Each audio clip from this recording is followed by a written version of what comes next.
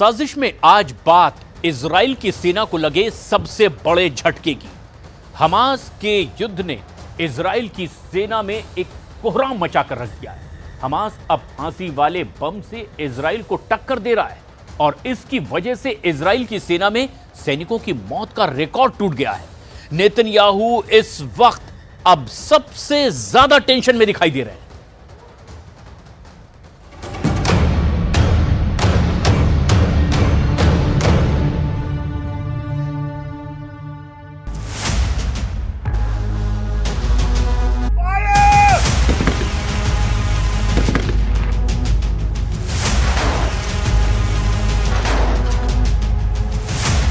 गजा से आ रहे वीडियो देखकर इजराइल में इस वक्त नया तूफान खड़ा हो गया है।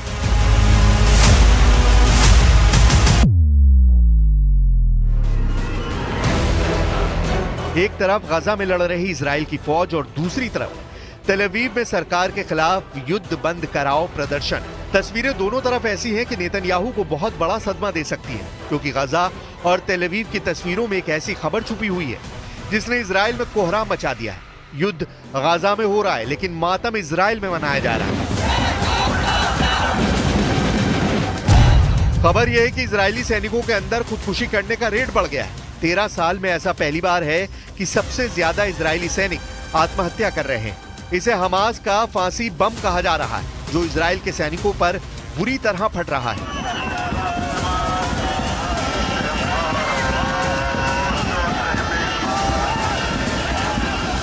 ऐसी ही खबरों और बंधकों को लेकर इजराइल उबल रहा है। इजराइल की पब्लिक ने नेतन्याहू की सरकार को हिलाना शुरू कर दिया है। यह हंगामा और यह प्रदर्शन ही वजह है कि अब नेतन्याहू की कुछ तस्वीरें खूब वायरल हो रही हैं। इन तस्वीरों में नेतन्याहू पस्त नजर आ रहे हैं। नेतन्याहू बेचैन है, नेतन्याहू घबराए हुए हैं, नेतन्याहू बहुत परेशान है। नेतन्याहू की टेंशन का मीटर इस वक्त सभी रिकॉर्ड तोड़ रहा है, क्योंकि खबर ही ऐसी है। इजराइल की सेना के सामने फांसी का फंदा लटक रहा है। युद्ध की वजह से सैनिकों का मानसिक तनाव लगातार बढ़ रहा है। गाजा में लड़ रही इजरायली फोर्स अपने दिलो दिमाग में चल रहे युद्ध से हारती हुई नजर आ रही है।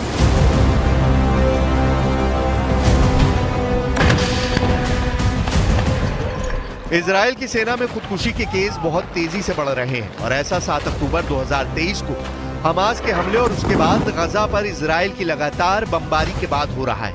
इजराइल में हजारों सैनिकों ने अब लड़ने से मना कर दिया है और जिस युद्ध के 500 दिन होने वाले हैं, उस जंग में 46,000 फिलिस्तीनियों की मौत के बाद भी मातम इजरायली सेना में मनाया जा रहा है। नेतन्याहू के गुस्से के बावजूद ये खबर दब नहीं पाई और पूरी दुनिया में वायरल हो गई।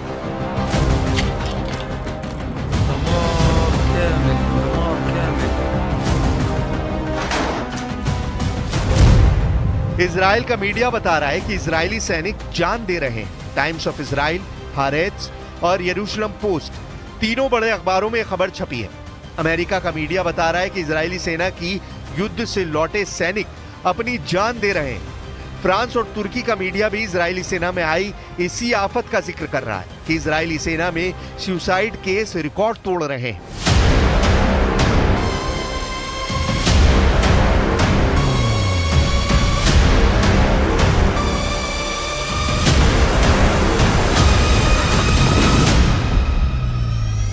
गाजा का युद्ध नेतन्याहू के सामने इस वक्त बहुत बड़ा चैलेंज बन गया है, क्योंकि नॉनस्टॉप बमबारी के बावजूद हमास अब तक इजराइल के कंट्रोल में नहीं आया। गाजा में ऐसा कोई कोना नहीं जहां इजराइल की फौज आराम से पेट्रोलिंग कर सके और हमास के हमले तो ऐसे हो रहे हैं कि कहीं से भी ये नहीं लगता कि याहिया सिनवार की मौत हो चुकी है या फिर हमास की लीडरशिप पूरी तरह से खत्म हो चुकी है, जैसा इजराइल लगातार दावे करता रहा है। अब इजराइल की सेना में सुसाइड रेट 13 साल का रिकॉर्ड तोड़ रहा है और इसने पूरी इजरायली फौज में एक अजीब का खामोश कोहराम मचा दिया है।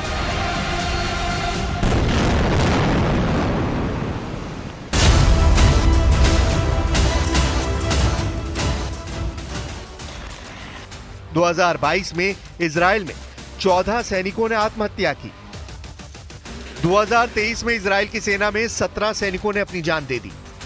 इनमें से 7 लोगों ने 7 अक्टूबर के बाद आत्महत्या की है। 2024 में ही इजराइल की सेना में 21 सैनिकों ने खुदकुशी की। Really truly hope that President Trump will have an influence on our Prime Minister, and I hope really that he can bring this war to an end. And it's time. The people of Israel want this government to go. We want this end to war, the war to end, and we need the hostages home. Israel में reserve सेना को लेकर इस वक्त बहुत खौफ है। लोग नहीं चाहते कि उन्हें फ्रंट पर भेजा जाए, और यही वजह है कि आत्महत्या करने वाले ज्यादातर सैनिक रिजर्व फोर्स के रहे हैं। इसके अलावा हजारों सैनिकों ने मानसिक तनाव की वजह बताकर युद्ध में जाने से ही इंकार कर दिया। अब तो 2025 में इजरायली सेना को और बुरी खबरें मिल रही हैं।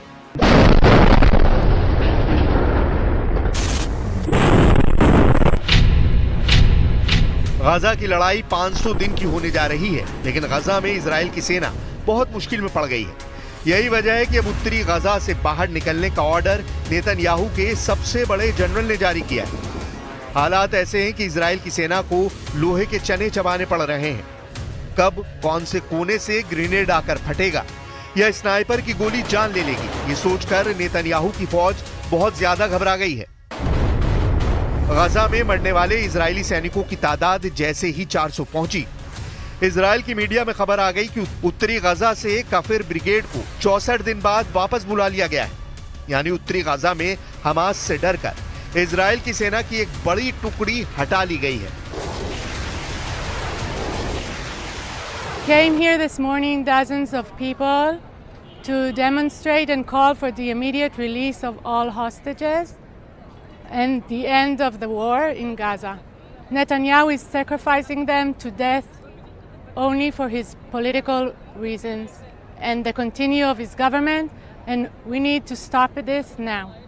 गाजा में इजराइल की सेना पर हमले बहुत ज्यादा बढ़ गए हैं।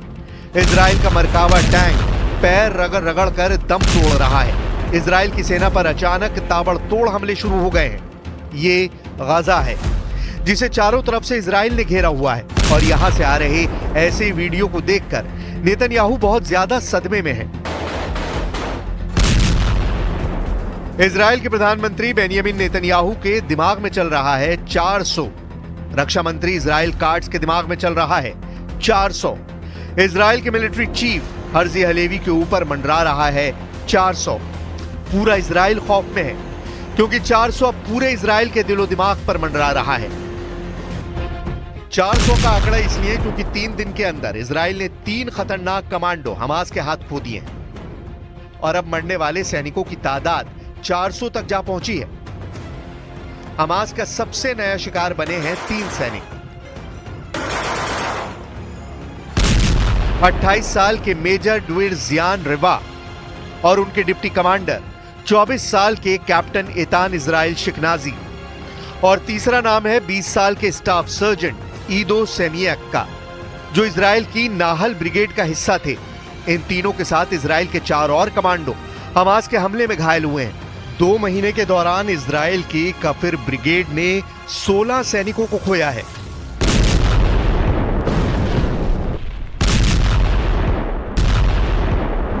इन आंकड़ों के पीछे हमास का टारगेट बन रहे इजराइल के मरकावा टैंक और नेमर बख्तरबंद गाड़ियां भी हैं, जो ग्रेनेड हमलों का आसान निशाना बन रही हैं। हमास के एंटी टैंक दस्ते सुरंगों में अब भी एक्टिव हैं। उत्तरी गजा में लगातार मुठभेड़ हो रही है। उत्तरी गजा में इस वक्त इजरायली सेना की हालत बहुत खराब है। लगातार हमलों के बीच नेतन्याहू बहुत ज्यादा प्रेशर में है, क्योंकि हमास के हमलों की वजह से इजराइल की सेना अब तक 400 सैनिकों के जनाजे उठा चुकी है। यानी 464 दिन के युद्ध में हमास ने इजराइल के 400 सैनिकों को मार डाला है।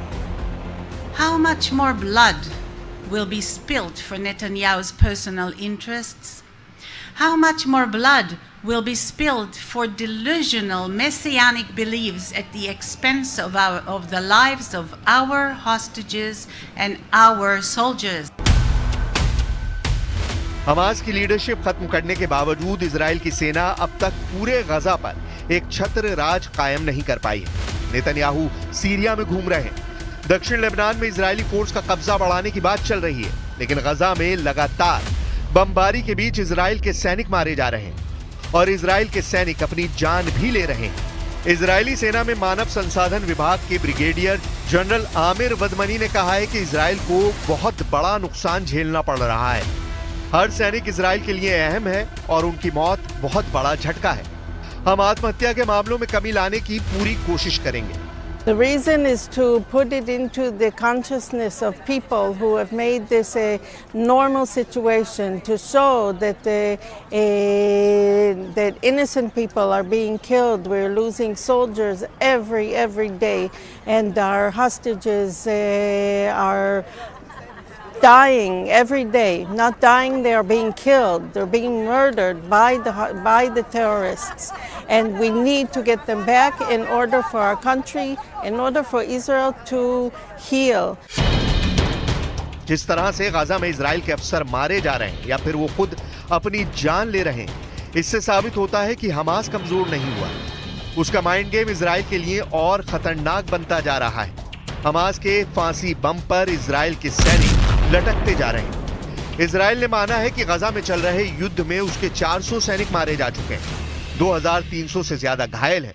7 अक्टूबर 2023 से अब तक इजराइल के 6 कर्नल हमास के हाथों मारे जा चुके हैं। हमास का दावा है कि उसने इजराइल के 1600 से ज्यादा सैनिक मार डाले हैं, जबकि 3400 घायल हैं। हमास का दावा यह भी है कि उसके एंटी टैंक दस्ते ने इजराइल के 750 टैंक, बख्तरबंद गाड़ी और बुलडोजर फोड़ डाले हैं।